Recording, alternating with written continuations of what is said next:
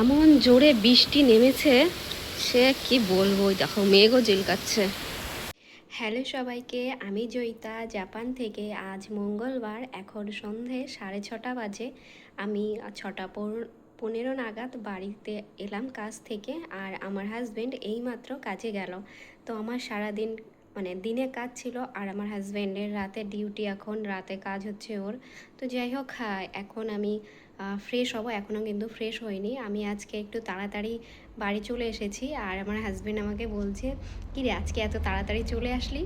তাই ছুটি হয়ে গেছে, এমনি আজকে তাড়াতাড়ি ছুটি হয়ে গেছে। আর সাইকেল নিয়ে আজকে খুব স্পিডে চলে এসেছি, যাতে ওর সঙ্গে একটু দেখা হয়।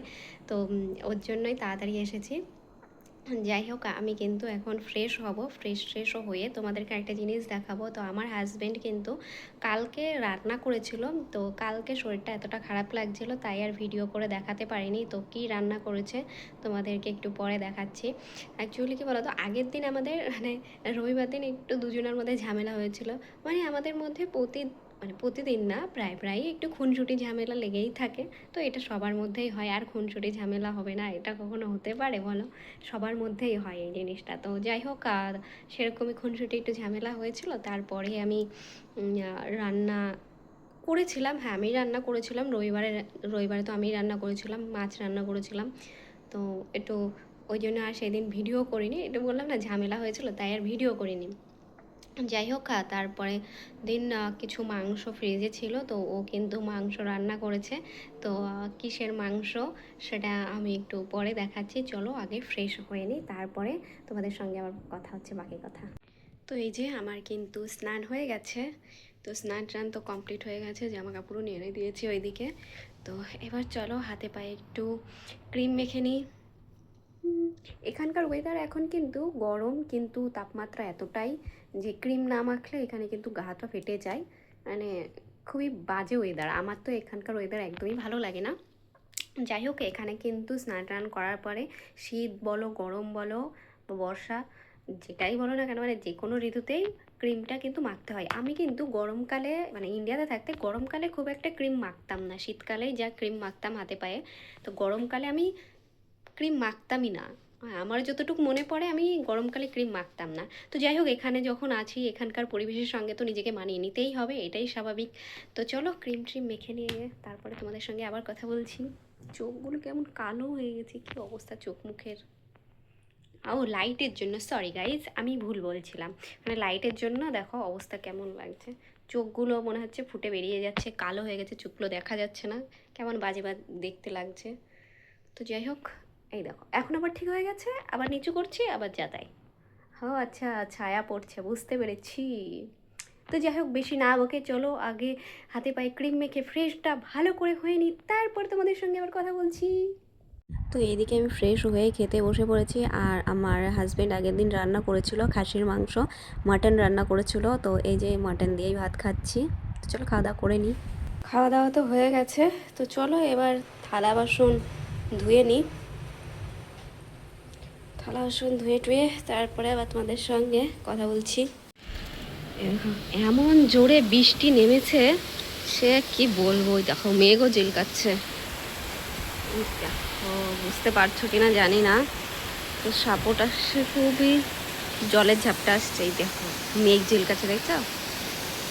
যেমন মেঘ ঝিলকাচ্ছে তেমন মেঘ ডাকছে। মানে আমি এখানে আসার পরে এই রকম মেঘ ডাকা, বাবা মেঘ ডাকা কিন্তু আমি শুনিনি। মানে যে পরিমাণে মেঘ ডাকছে এখন বর্তমানে, খুবই মেঘ ডাকছে আর খুবই মেঘ ঝিলকাচ্ছে। এটা আমি ইন্ডিয়াতে থাকাকালীনই দেখেছি, মেঘ ঝিলকানো, মেঘ ডাকা, এইগুলো আমি ইন্ডিয়াতে থাকতেই দেখেছি। আর খেতে বসেছি যখন, ঠিক সেই সময়ই এমন জোরে মেঘ ডেকেছে, আমি তো রীতিমতো ভয় পেয়ে গেছি। আমি তখন ফোনে আমার মায়ের সঙ্গে কথা বলছিলাম, মাকে বলছিলাম ভয় পেয়ে গেছে। মানে মা আমার কথা শুনে বুঝতেও পেরেছে যে ভয় পেয়ে গেছি। তা মা আমাকে জিজ্ঞাসা করছে যে কী হচ্ছে, মানে কী হলো, এরকম জিজ্ঞাসা করছে। যেহেতু মা জানে যে আমি ঘরে একা আছি, তো মাও ভয় পেয়ে গেছে, ভয় পেয়ে জিজ্ঞাসা করেছে। তাই আমি বলছি এরকম মেঘ ডাকছে, বলছে মেঘ ডাকলে আবার ওরকম ভয় পেতে হয় নাকি? আনছি না, ঘরে একা রয়েছি, তো হট করে এভাবে ডেকেছে তাই।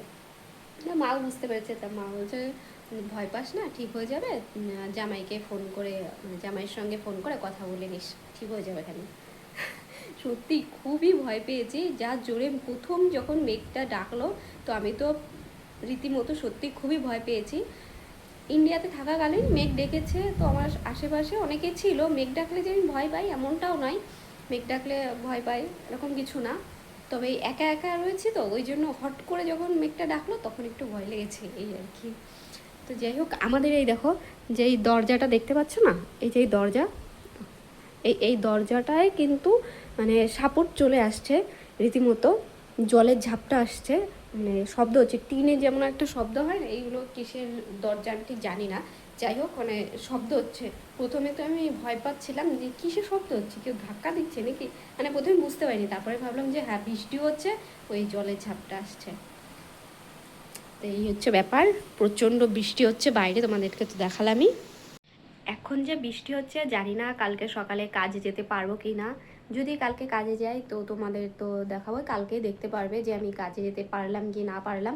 তো প্রচণ্ড তো বৃষ্টি হচ্ছে, জানি না কি হবে। তো যাই হোক, এখন তো আর কোনো কাজ নেই, সব কাজ হয়ে গেছে, খাওয়া দাওয়া হয়ে গেছে, থালা বাসন ধোয়া কমপ্লিট হয়ে গেছে, মাংস ফ্রিজেও রেখে দিয়েছি, আর এখন বিছানা করব। এই যে আমার বিছানা, তো বিছানা করব, বিছানা করে শুয়ে পড়বো। তো কালকে সকালে আবার তোমাদের সঙ্গে কথা হবে। ততক্ষণ সবাই সুস্থ থেকো, ভালোভাবে থেকো। তো দেখা হবে তোমাদের সঙ্গে নেক্সট কোনো ভিডিওতে, ততক্ষণ সবাই সুস্থ থেকো, টাটা।